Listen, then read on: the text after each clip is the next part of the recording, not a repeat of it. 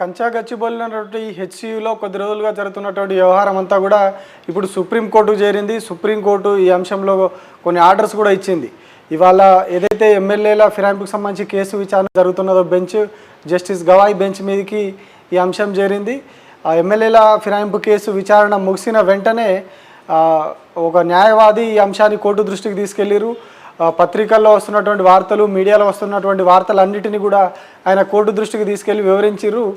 పెద్ద ఎత్తున అటవీ సంపదను వీళ్ళు నాశనం చేస్తూ ఉన్నారు, చెట్లను నరికేస్తూ ఉన్నారు. చాలా ఏమంటారు, వన సంపద ఉన్నది, జంతు సంపద ఉన్నది, అందులో వాటన్నిటి కూడా వీళ్ళు పాడు చేస్తూ ఉన్నారని చెప్పేసి వచ్చినటువంటి కథనాలు ఇవన్నీ కూడా కోర్టుకు వివరించి ఇక్కడ జరుగుతున్నటువంటి అంశాన్ని అంతా కూడా వాళ్ళు కోర్టు దృష్టికి తీసుకెళ్లిరు. సో అప్పుడు ఇవన్నిటిని కూడా పరిగణలోకి తీసుకున్నటువంటి న్యాయమూర్తి అయితే ఇదంతా కూడా ఓవరాల్గా చెప్పినటువంటిదే, పిటిషన్ కానీ ఏది లేకుండా జస్ట్ ఓవరాల్గా చెప్పగానే కోర్టు ఈ అంశాన్ని టేకప్ చేసింది. అయితే వెంటనే అక్కడే ఉన్నటువంటి అభిషేక్ మను సింఘ్వి దీనిపైన రెస్పాండ్ అయ్యారు. అది అటవీ ప్రాంతం కాదు, అటవీ ల్యాండ్ కాదు అని చెప్పి ఆయన ప్రభుత్వ భూమి అని చెప్పి కూడా కోర్టుకు దృష్టికి తీసుకెళ్లడం జరిగింది.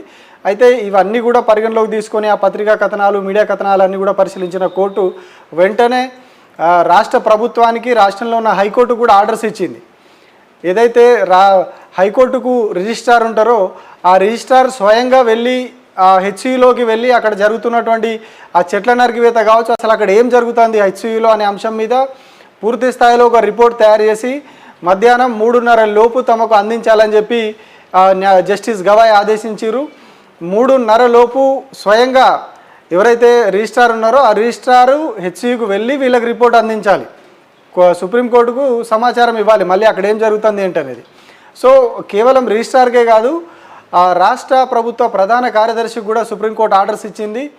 ఏ ఒక్క చెట్టు కూడా నరకకుండా తాము మళ్ళీ ఆర్డర్స్ ఇచ్చే వరకు, అంటే సుప్రీంకోర్టు మళ్ళీ ఆర్డర్స్ ఇచ్చే వరకు హెచ్సియులో ఒక్క చెట్టు కూడా నరకకుండా చీఫ్ సెక్రటరీ బాధ్యత తీసుకోవాలి, ఒక్క చెట్టు కూడా అక్కడ నరకొద్దు మళ్ళీ మేము ఆర్డర్స్ ఇచ్చే వరకు అని చెప్పి కూడా చీఫ్ సెక్రటరీకి కూడా ఆర్డర్ ఇచ్చింది.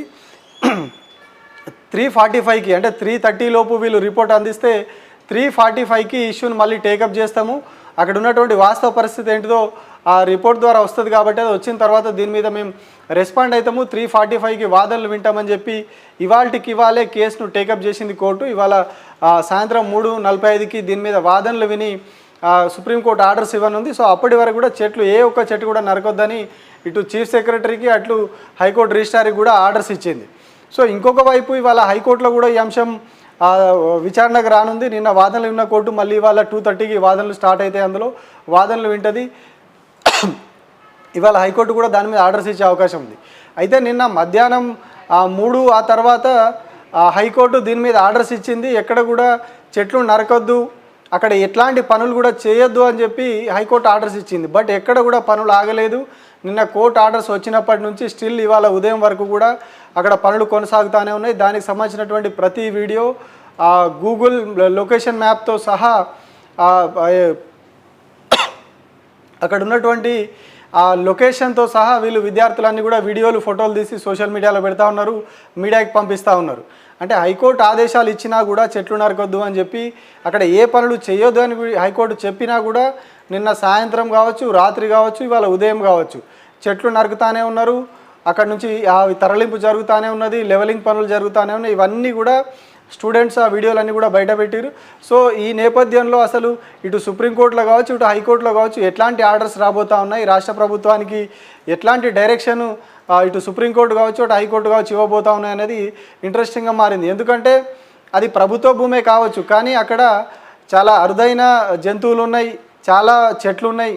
పర్యావరణ పరిరక్షణ కోసం పాటుపడుతున్నటువంటి ఈ సమయంలో ఇంత పెద్ద మొత్తంలో వేలాది చెట్లను నరకడం అనేది, ఇప్పటికే చాలా చెట్లు నరికేశారు కూడా.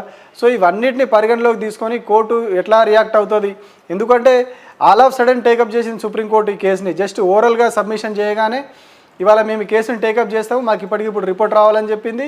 రిపోర్ట్ వచ్చిన 10 నిమిషాల్లోనే హియరింగ్ కూడా స్టార్ట్ చేస్తామని చెప్పింది. సో సుప్రీంకోర్టు కూడా సీరియస్గా తీసుకున్నది కాబట్టి రాష్ట్ర ప్రభుత్వానికి ఎట్లాంటి డైరెక్షన్ ఇవ్వబోతా ఉంది అనేది కూడా ఆసక్తిగా మారింది. ఇంకోవైపు కాంగ్రెస్ పార్టీ మీద కూడా చాలా ప్రెజర్ పెరుగుతూ ఉన్నది, రాహుల్ గాంధీ మీద కూడా ప్రెజర్ పెరుగుతూ ఉన్నది. ఇంత పెద్ద మొత్తంలో చెట్లను నరుకుతున్నారని చెప్పి సెలబ్రిటీలు కావచ్చు, పర్యావరణవేత్తలు, అట్లాగే హెచ్సిలో చదివినటువంటి పూర్వ విద్యార్థులందరూ కూడా రాహుల్ గాంధీని ట్యాగ్ చేసుకుంటూ సోషల్ మీడియాలో పోస్టులు పెడతా ఉన్నారు, లేఖలు రాస్తూ ఉన్నారు. ఇంత జరుగుతూ ఉన్నది. సో దీని మీద కోర్టులు చాలా సీరియస్గా నిర్ణయం తీసుకునే అవకాశం అయితే కనిపిస్తూ ఉన్నది.